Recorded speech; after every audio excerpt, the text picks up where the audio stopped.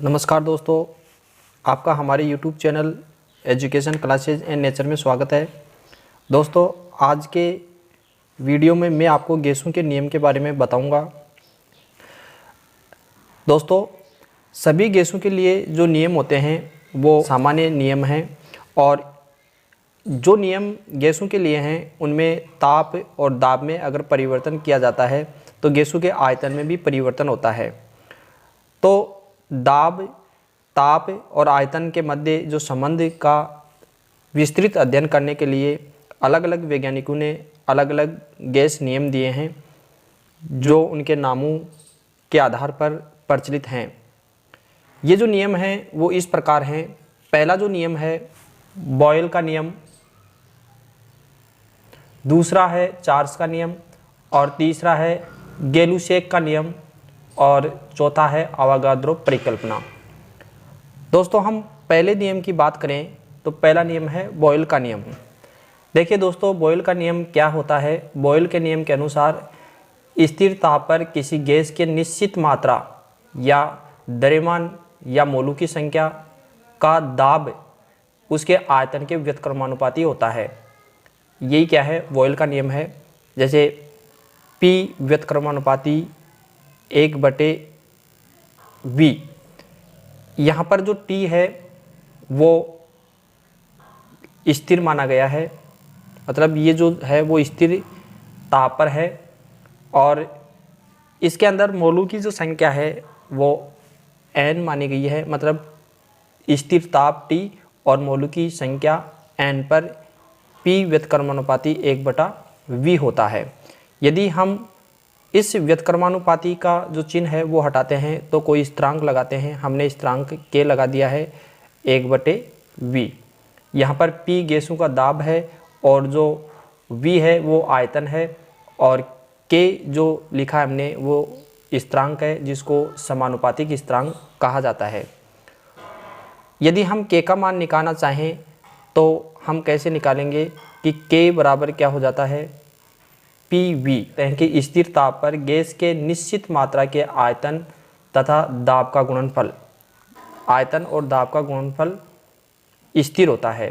तो इस प्रकार हम इसको लिख सकते हैं, दाब P1 तथा आयतन V1 से प्रसारित किया जाता है, जिसे वो प्रसारित होकर दाब P2 और आयतन V2 हो जाता है। तो हम इसको P1 V1 बराबर P2 V2 इस प्रकार हम इसको लिख सकते हैं। यदि हम इसका भी अगर पक्षांतर करना चाहें तो इसका भी हम पक्षांतर कर सकते हैं।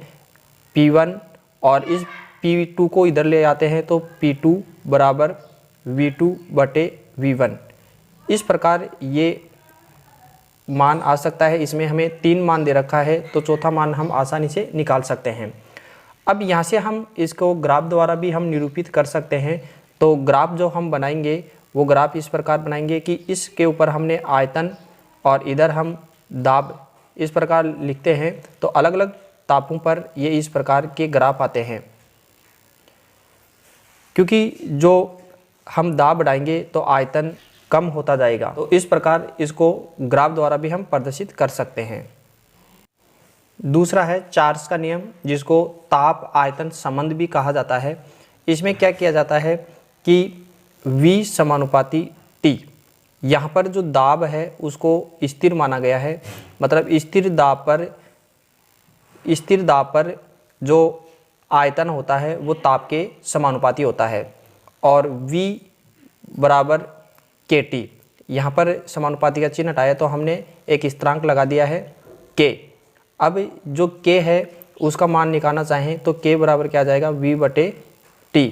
तो हम इसको इस प्रकार लिख सकते हैं कि स्थिरांक K का मान गैस की मात्रा, दाब तथा आयतन की इकाई पर निर्भर करता है और जो टेम्परेचर होता है T वो क्या होता है, T+273 केल्विन के अंदर हम इसको प्रदर्शित करें तो, क्योंकि T है वो परमताप है केल्विन के अंदर और T जो छोटा t है वो डिग्री सेंटीग्रेड पर ताप है। तो डिग्री सेंटीग्रेड को हम केल्विन में बदलेंगे तो 273 इसमें जोड़ देते हैं। तो इस प्रकार ये जो नियम था वो चार्ल्स का नियम, गैलुसेक नियम जिसको ताप दाब संबंध भी कहा जाता है। इस नियम के अनुसार क्या होता है, स्थिर आयतन पर किसी गैस के निश्चित मात्रा का दाब उसके परम ताप के समानुपाती होता है, यानी कि P समानुपाती T। और यहाँ पर जो V है, आयतन है, उसको स्थिर माना गया है। और अगर हम इसका समानुपाती का चिन्ह हटाते हैं तो उसी प्रकार हम K स्थिरांक लगाते हैं और K का मान निकालना चाहें तो K बराबर क्या हो जाएगा, P/T।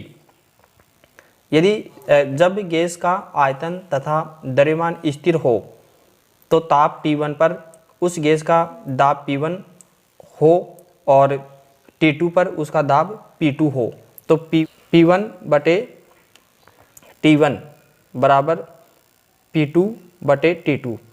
इस फॉर्मूले से हम किसी 3 मान हमें दे रखे हैं तो चौथा मान हम निकाल सकते हैं। चौथा है अवोगाद्रो परिकल्पना। इसके अनुसार समान ताप व दाब पर विभिन्न गैसों के समान आयतन में अणुओं की संख्या भी समान होती है। या हम इसको इस प्रकार लिखें कि V समानुपाती N। N यहाँ पर मोलों की संख्या है और V जो है वो आयतन है। यदि हम समानुपाती का चिन्ह हटाते हैं तो V बराबर Kn। यदि हम K का मान ज्ञात करें तो K बराबर क्या हो जाता है, V/N। इस प्रकार हो सकता है। मोलों की जो संख्या होती है वो होती है 6.023 × 10⁻23। इसको हम अवोगाद्रो संख्या भी कहते हैं। और मानक ताप और दाब पर यानी कि STP पर गैसों के 1 मोल का आयतन 22.4 लीटर होता है। तो इस प्रकार हम ये जो नियम थे, गैसों के नियम हैं, इनको हमने कंप्लीट किया है। अगले वीडियो में हम वान डेर वाल्स से जो समीकरण है उसको हम देखेंगे। Thank you for watching.